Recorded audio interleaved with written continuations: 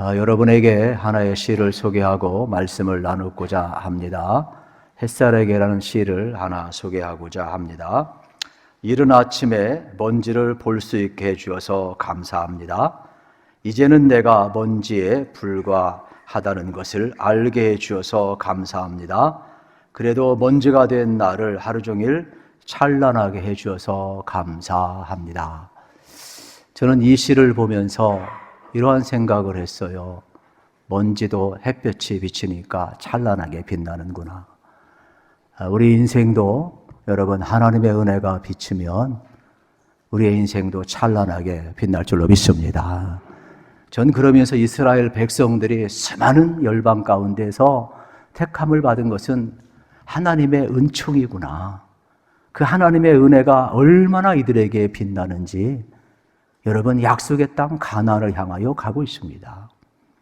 그런데 그 약속의 땅 가나안은 7 족속이 버티고 있기 때문에 두려운 땅입니다. 그런데 정탐꾼들이 와서 보고할 때 아니다.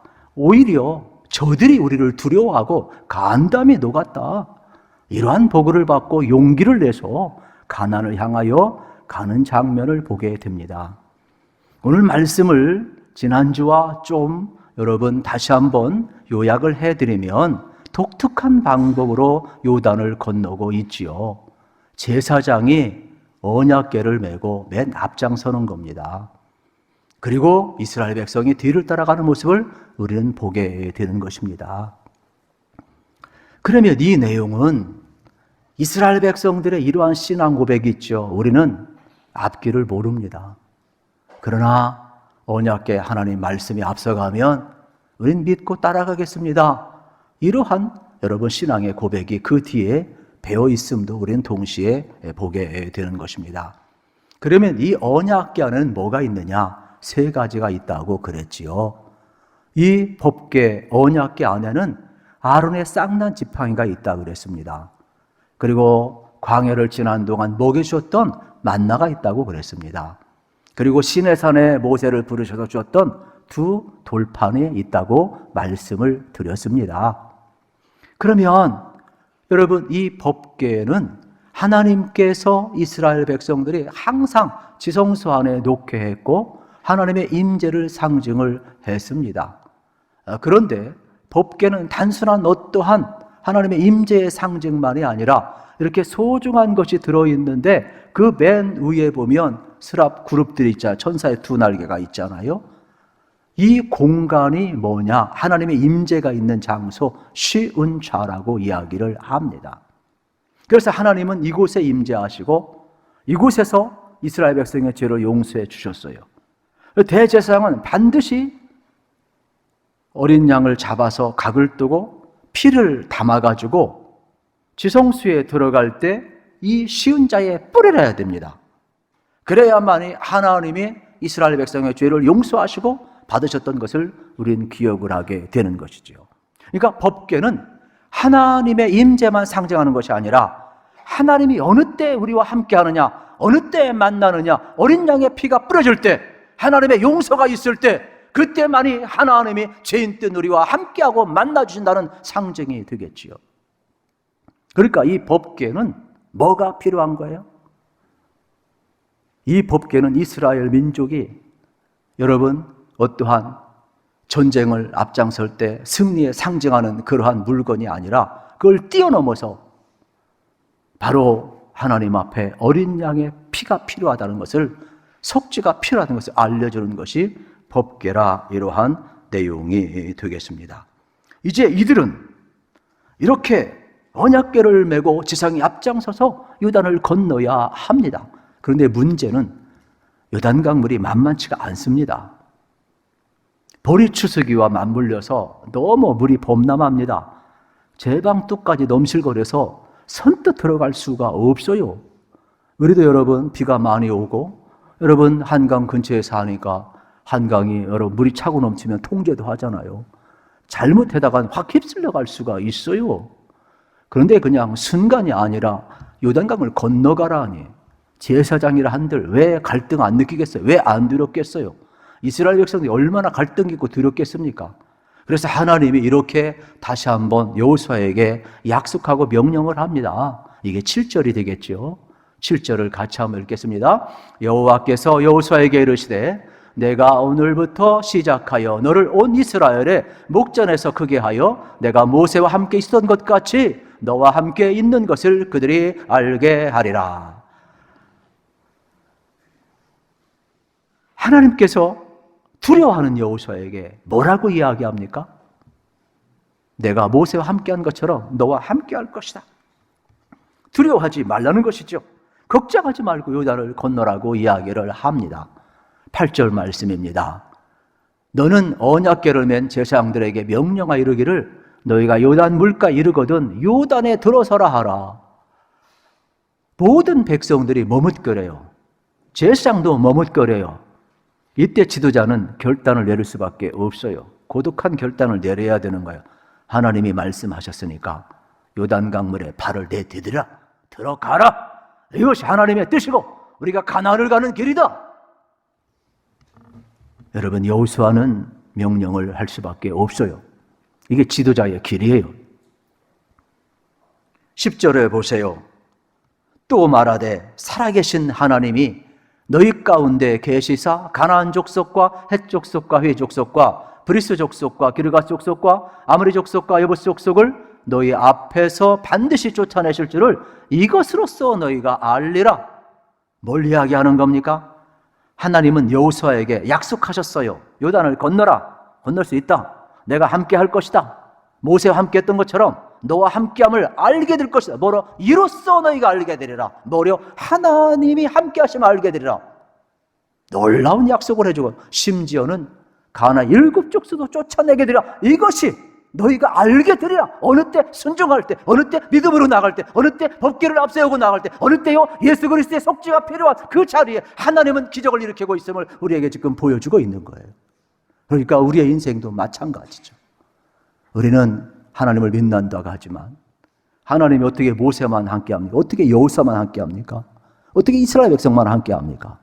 지금도 우리와 함께 하시는데 여러분들이 믿음으로 나아가고 순종함으로 나아가면 이것을 알리라. 너희가 하나님이 함께 하심을 알리라. 오늘도 저와 여러분이 이 성경 속에 들어가서 성경의 좀 주인공이 되시기를 축복합니다. 이런 은혜를 우리가 지금 받아야 되지 않겠습니까?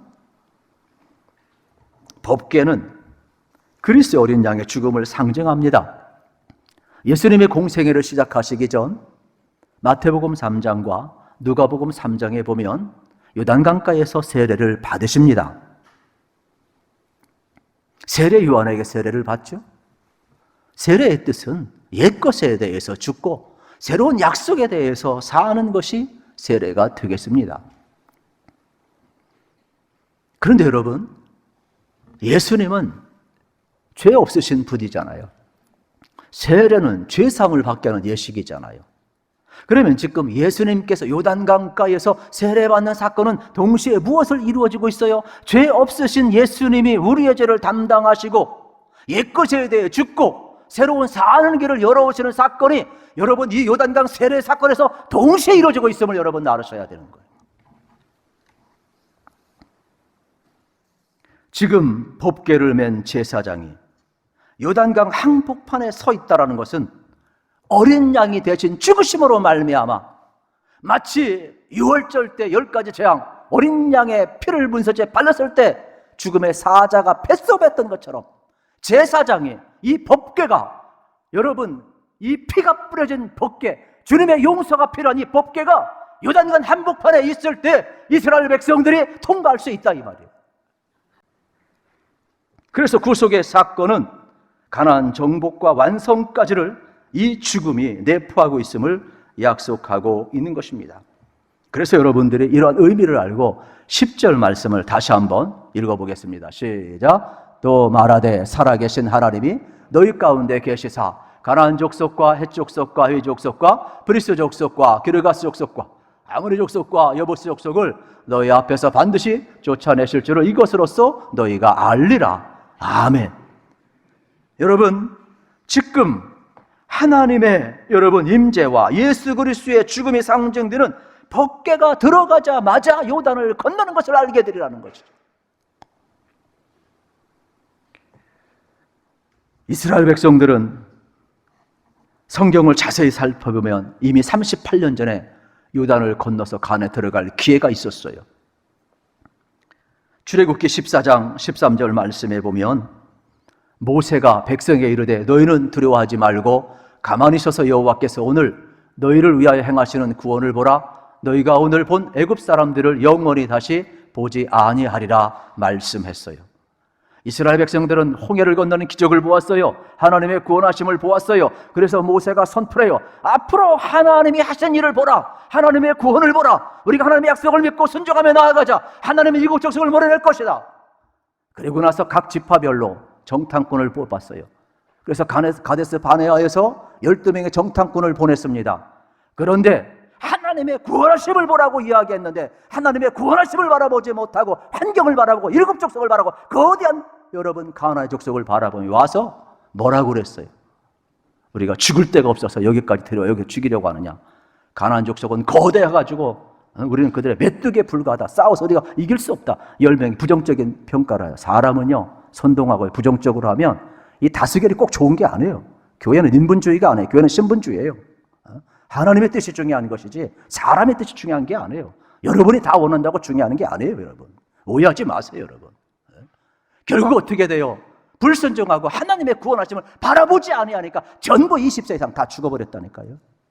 그리고 나서 20세 이하만 지금 여호수아 갈렙과 함께 하나님의 구원을 본 자들만 요단강 앞에 와 있는 게 오늘의 본문임을 알아야 돼요. 저는 여러분의 인생길에 좀 하나님의 구원하심을 바라보시기를 축복합니다. 우리가 예수님의 구원하심을 바라볼 때 우리가 한 일이 뭐가 있어요? 예수님이 십자가에서 이루실 때 우리가 한 일이 뭐가 있어요? 예수님이 부활하실 때 우리가 한 일이 뭐가 있어요? 우리 예수를 바라보고 예수를 믿고 예수의 십자가로와 예수의 부활을 통하여 우리가 죄 사함 받고 구원받고 하나님의 백성으로 된 것 아닙니까? 오늘도 마찬가지예요. 우리 인생길 가운데 우리가 뭐 대단한 줄 아는데 그렇지 않습니다. 겸손히 하나님을 바라볼 줄 알아야 되는 거예요. 그래서 하나님 말씀하시면 순종하고 믿음으로 나아갈 때 하나님의 약속의 성취가 이루어짐을 우리는 알아야 되겠습니다. 우리의 문제는 바로 여기에 있습니다. 우리들에게도 가나안 땅이 있고 요단강이 있음을 우리는 알게 되는 것입니다. 그런데 우리가 구원받은 전적인 은혜, 여러분 하나님의 은혜 아니겠습니까?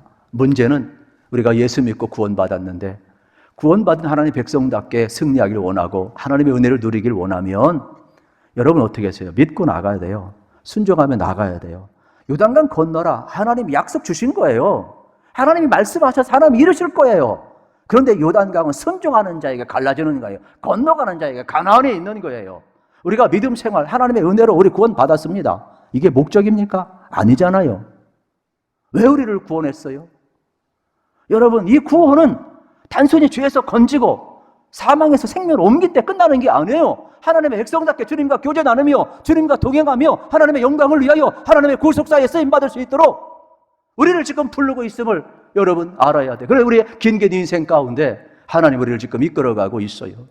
저는 여러분들이 힘들고 어려울 때마다 여러분 꼭 주님 바라보시기를 축복합니다. 십자가 바라보시기를 축복합니다. 십자가는 능력이에요. 십자가는 구원이에요. 십자가는 우리에게 힘을 주는 거예요. 사람이 보기엔 미련한 것 같지만은 하나님은 십자가의 능력으로 우리를 구원하시고 부활의 권능을 부어주셔서 죽음도 두려워하지 아니하고 하나님을 바라보며 믿음으로 살아갈 수 있도록 우리에게 힘을 주고 있음을 알아야 돼요. 그래서 우리 예수 믿는 사람이 예수 믿고 나서 지나치게 좌절하고 낭망하는 것은 교만입니다. 여러분 진짜 예수님을 바라보면 내 힘으로 불가능한 홍해도 건넜어요. 내 힘으로 불가능한 요단도 건넜어요. 여러분 요단의 한복판에 법궤가 있고 어린 양의 죽음이 있고 그 속에서 여러분 하나님은 구원하심을 보이고 있잖아요. 그러므로 오늘도 하나님은요 우리를 향하셔 놀라운 계획을 갖고 있음을 여러분이 믿었으면 참 좋겠어요. 그래서 하나님의 사람들은요 항상 순종하며 나아가야 돼요. 아브라함이 75세 부름을 받았지만은 갈 바를 알지 못하고 나아갔어요. 내가 내게 지시할 땅으로 가라.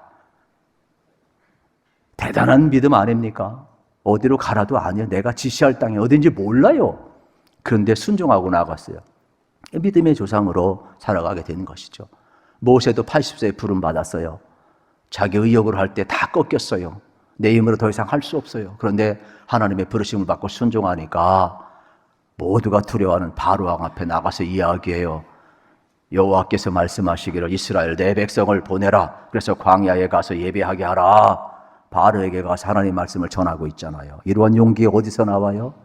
하나님의 부르심 앞에 순종할 때 나오는 거예요. 말 못하던 모세지만 담대하게 여러분 말하고 있음을 보게 되는 것입니다. 오늘 우리도 하나님 말씀에 순종하면 얼마든지 요단강을 건너고 가나안의 축복을 누리게 될 수가 있을 것입니다. 우리가 전통적으로 요단강은 죽음을 의미한다고 생각해 왔습니다. 그래서 성도의 장례식 때 우리가 늘 부르는 찬송이 하나 있죠. 며칠 후 요단강 건너가 만나리. 맞습니다. 우리 죽음의 강을 건너서 우리 하늘에 이르죠. 맞아요.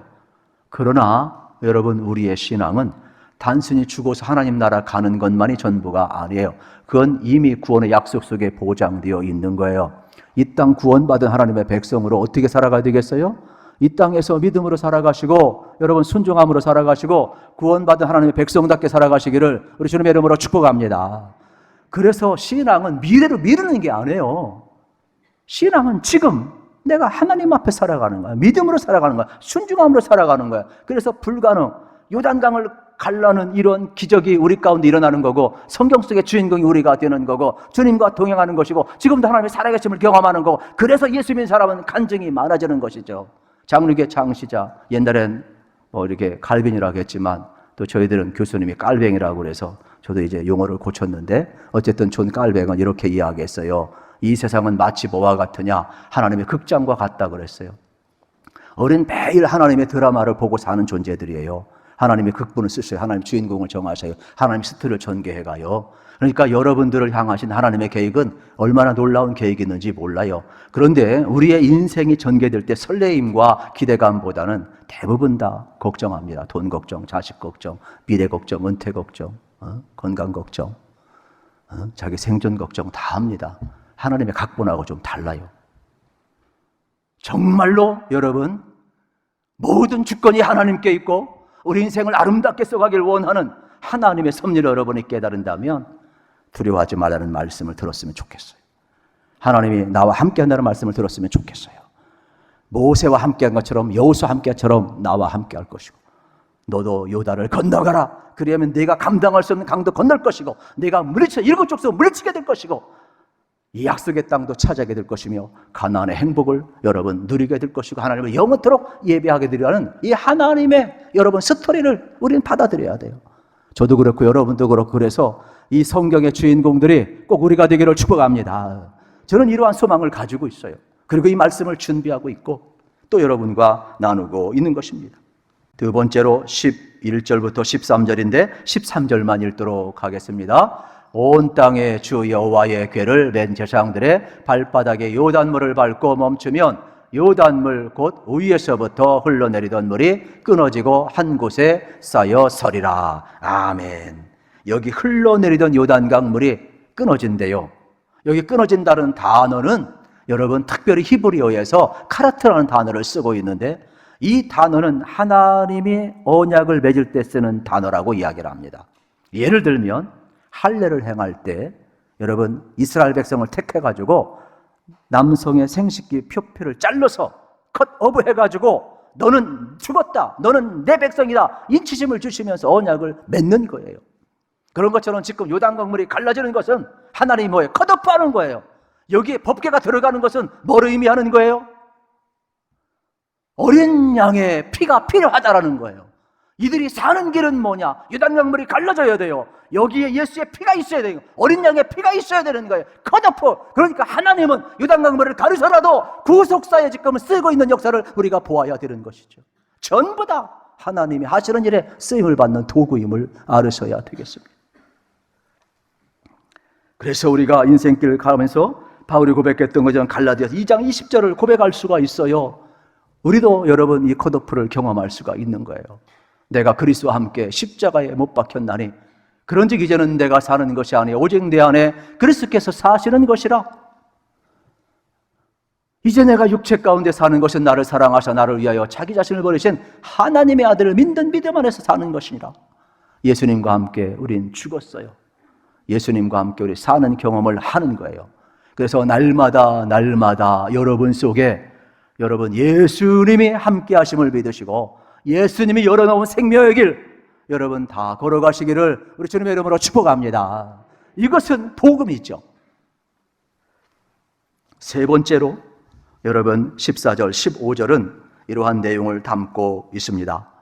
백성이 요단을 건너려고 자기들의 장막을 떠날 때에 제사장들은 언약궤를 메고 백성 앞에서 나아가니라. 요단이 곡식 거두는 시기에는 항상 언덕에 넘치더라. 궤를 맨 자들의 요단에 이르며 궤를 맨 제사장들의 발이 물가에 잠기자. 이게 무슨 내용입니까?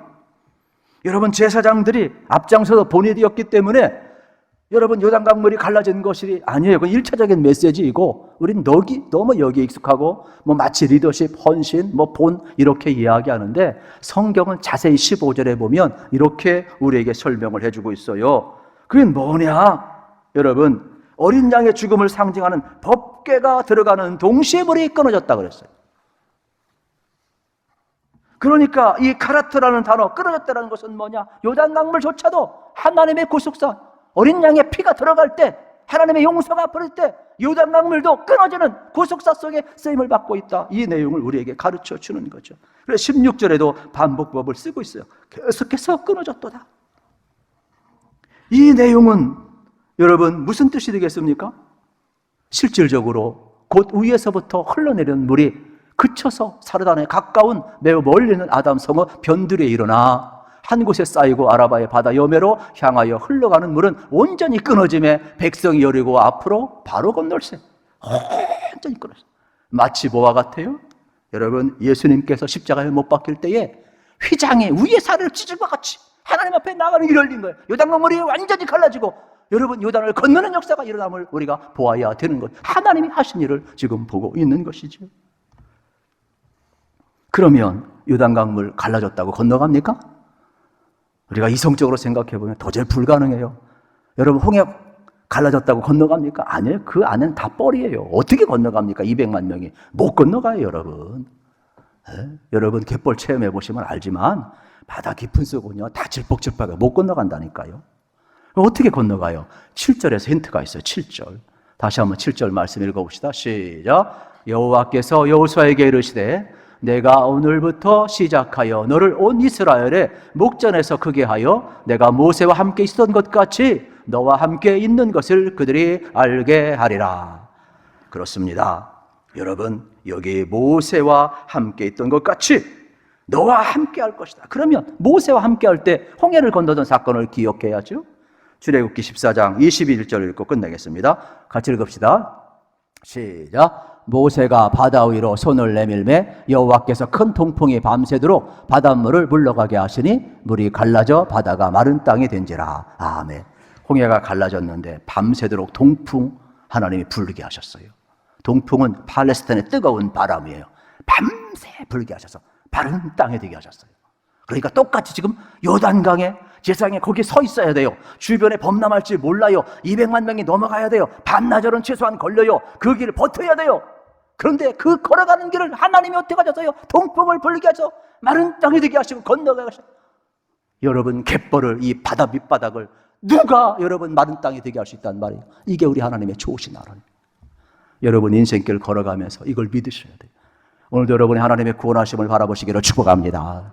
그리고 하나님 말씀하신 믿음으로 나가시기를 축복합니다. 그리고 순종함으로 하나님의 기적을 보시고 여러분 기적의 주인공들이 다 되시기를 우리 주님의 이름으로 축복합니다.